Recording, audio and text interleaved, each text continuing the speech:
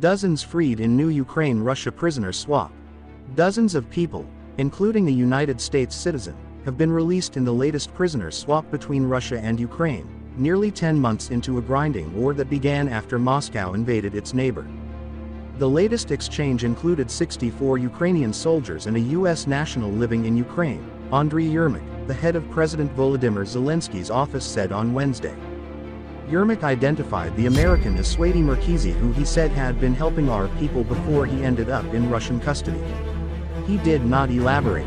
The White House National Security spokesman, John Kirby, did not name the freed American, citing privacy concerns. "We certainly welcome that news," Kirby told reporters. Fighting is raging in Ukraine's east and south, while the capital Kyiv was subjected to a significant drone attack on Wednesday.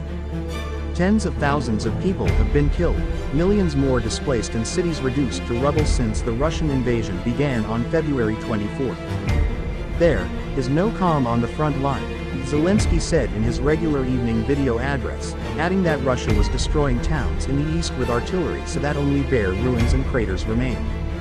Zelensky said this week that Russia should start withdrawing from his country by Christmas as a step towards ending the conflict, Europe's biggest since World War II. Moscow rejected the proposal outright, saying Ukraine must accept the loss of territory to Russia before any progress can be made.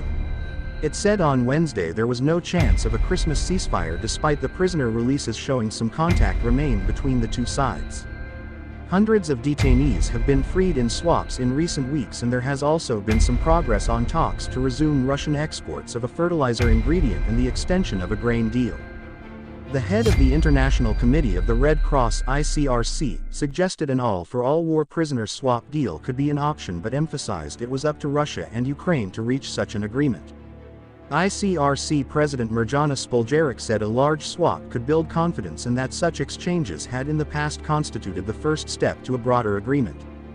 Neither the Red Cross nor the two sides have made public precise numbers for each country's war detainees, but there are believed to be thousands of such prisoners.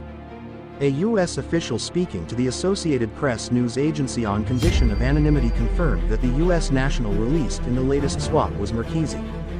The official said Merkizy had been living in or near the southern city of Kherson and that Russian forces had detained him.